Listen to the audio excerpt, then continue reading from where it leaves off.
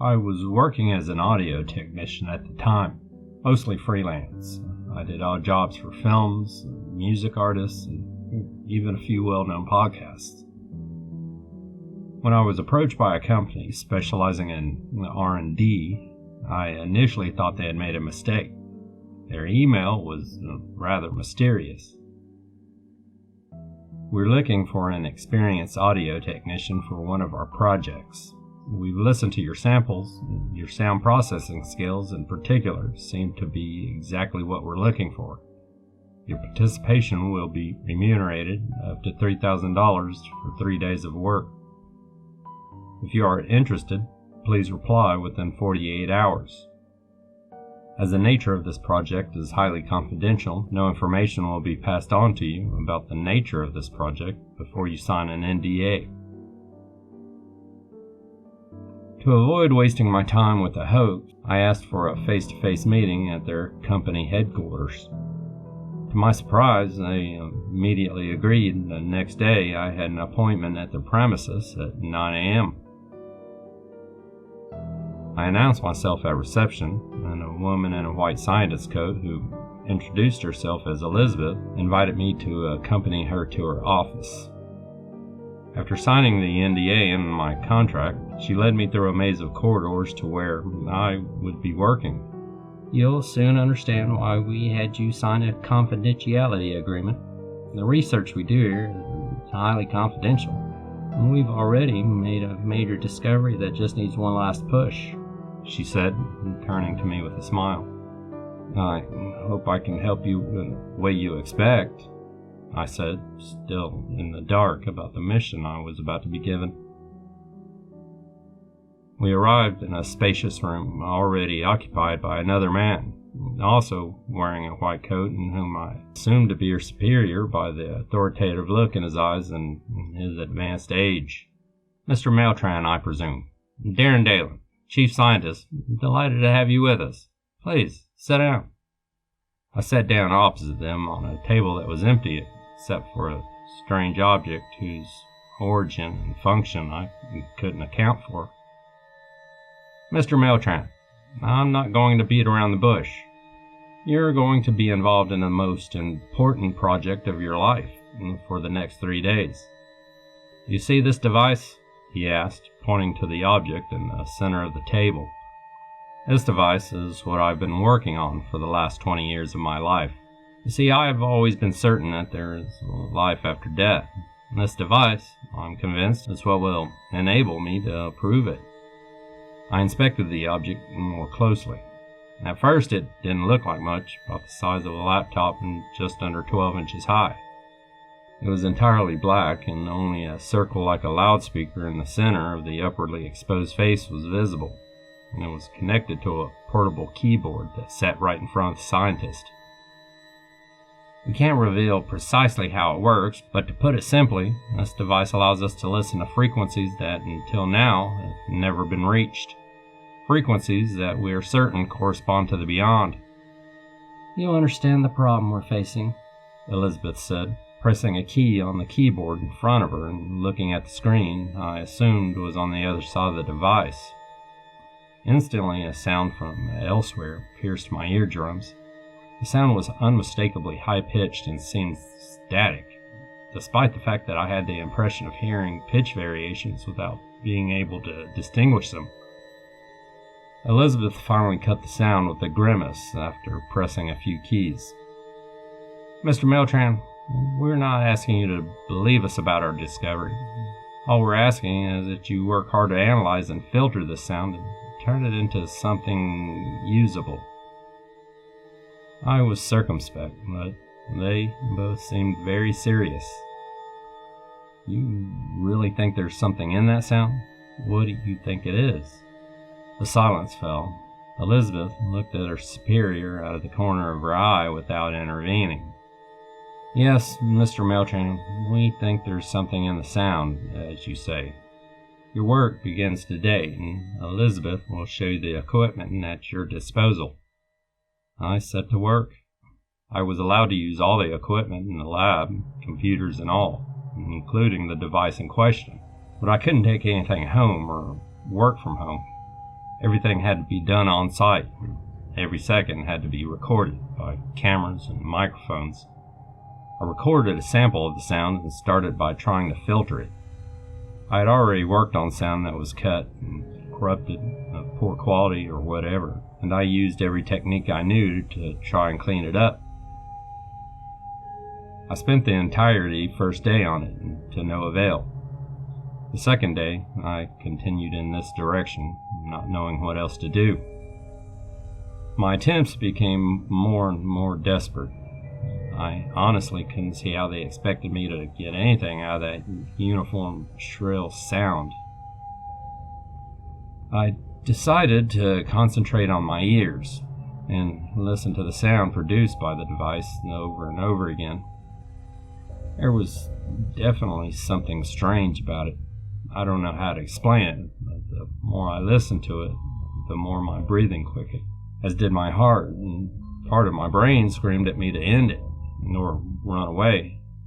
So much so that I was beginning to fear continuing to listen to it. After all, it was supposed to be a sound from beyond, according to them, although I wondered if this scientist hadn't just gone mad trying to find an answer to his obsession. The second day ended like the first. That night, I couldn't sleep. The sound kept echoing in my head. It was as if by listening to it over and over again, it had become imprinted on me. I had the impression of discovering new facets, new variations. It was as if the sound was still happening, but in my head, I couldn't stop it. I turned over in bed for the 15th time and stared at the ceiling, and the vision that came to me stunned me. At first, I thought I was imagining shapes moving because of the darkness, but like the sound, the more I concentrated on what I was seeing, the clearer it became. There were dozens and dozens of faces. Their horrified expressions distorted their features as they blended into the ceiling and seemed to be trying to break out, to extricate themselves from the solid matter. As the faces tried to push against the darkness to get out, I could hear the sound in my ears getting louder and louder, sharper and sharper. My heart was beating so fast I was afraid it would suddenly stop. I could hardly breathe. They were there. They were coming out. For some unknown reason, I was certain that if they reached me, they'd take me with them. With that thought, I jumped out of bed and in 2 steps reached a light switch in my room and looked up. And there was nothing there. And the sound, though persistent, was a distant echo in my head. On the 3rd and last day, I sat down at my workstation with dark circles under my eyes. I had spent the rest of the night on my feet, trying to think of a solution. I approached the device again, and after a moment's hesitation, my instinct screaming at me not to press the key, I turned it on. Again, that shrill sound, so unique, flat, and endless.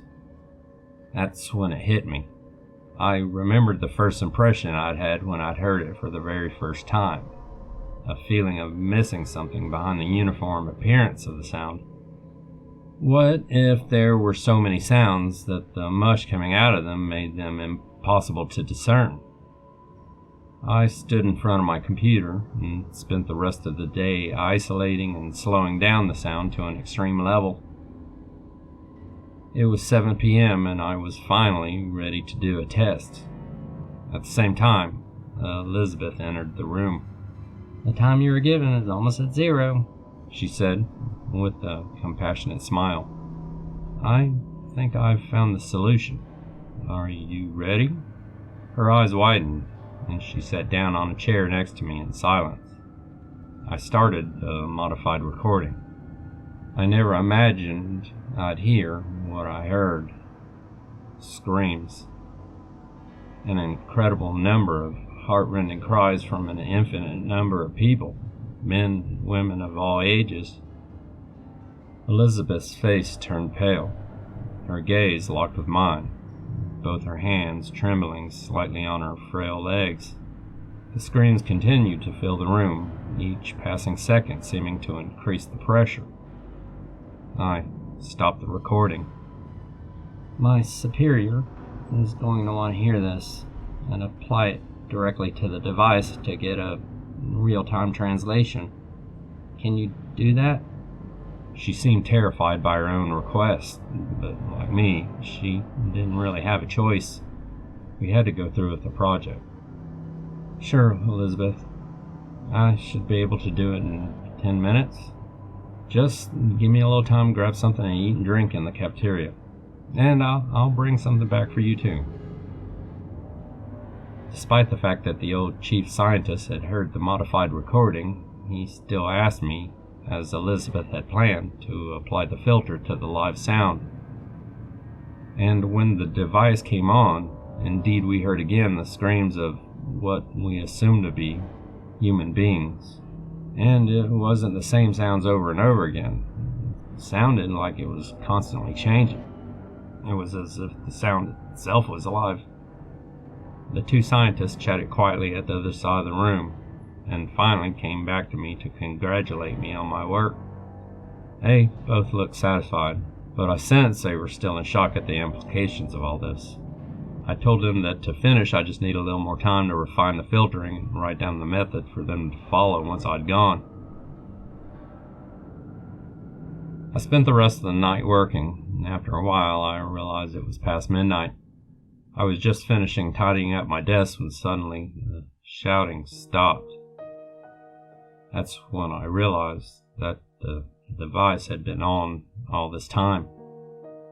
I couldn't believe it, but I had to believe it, because now it wasn't screams I was hearing, but the slow breathing and exhaling of someone or something. After a while, it said something in a language I didn't know, but which I assumed was something close to Latin. Then, nothing. I switched the machine off and on again, once, twice, 10 times. Only a deafening silence and my jerky breathing filled the room. I explained what had happened before leaving. Fortunately for me, as it was all recorded, I had proof that I had nothing to reproach myself for, and they had a clear record of what the voice had said.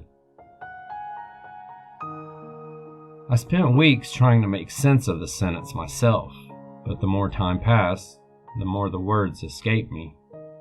After a while, I simply got on with my life, but the experience left an indelible mark on me. Even today, in the silence of the night, I sometimes feel as if I can hear a high-pitched tone echoing deep inside me, and I know that if I concentrate just a little bit on it, I'll hear again the horrific screams of that endless human tide.